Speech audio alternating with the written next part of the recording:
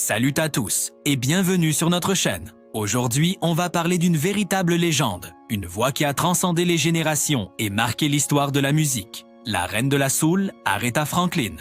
Née le 25 mars 1942 à Memphis, dans le Tennessee, Aretha a grandi dans un univers baigné de musique. Son père était un célèbre pasteur baptiste et sa maison était un lieu de passage pour de grandes figures du gospel et de la musique de l'époque, comme Sam Cooke et Mahalia Jackson. C'est dans ce cadre qu'elle a développé son incroyable talent pour le chant et le piano, commençant à se produire à l'église dès son plus jeune âge. Sa voix puissante et chargée d'émotions était déjà évidente. À 18 ans, elle signe son premier contrat avec Columbia Records. Mais c'est son arrivée chez Atlantic Records en 1966 qui va tout changer.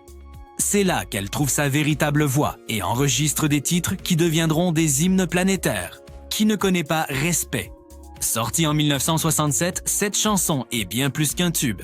C'est un cri de ralliement pour les droits civiques et le mouvement féministe. Une chanson qui résonne encore aujourd'hui avec une force incroyable. Les succès s'enchaînent alors à une vitesse folle. Chain of Fools, Think, I Say a Little Prayer.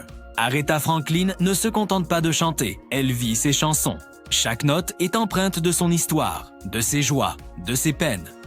Elle devient rapidement une icône mondiale, la première femme à être intronisée au Rock and Roll Hall of Fame en 1987. Son influence est immense, inspirant des artistes de tout genre, de Whitney Houston à Beyoncé, en passant par Adele.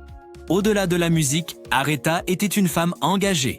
Elle a soutenu activement le mouvement des droits civiques aux côtés de Martin Luther King Jr., utilisant sa notoriété pour faire avancer la cause de l'égalité. Sa voix n'était pas seulement un instrument de musique, c'était une arme pour le changement. Elle a chanté lors de l'investiture de 3 présidents américains, preuve de son statut d'icône nationale.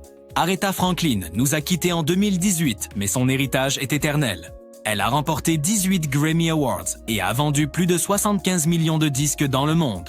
Mais plus que les chiffres, c'est l'émotion brute et l'âme qu'elle mettait dans chaque chanson qui resteront gravées dans nos mémoires. Elle était, et restera pour toujours, la reine de la soul.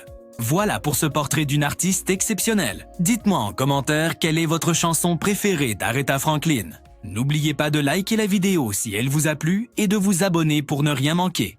À très bientôt.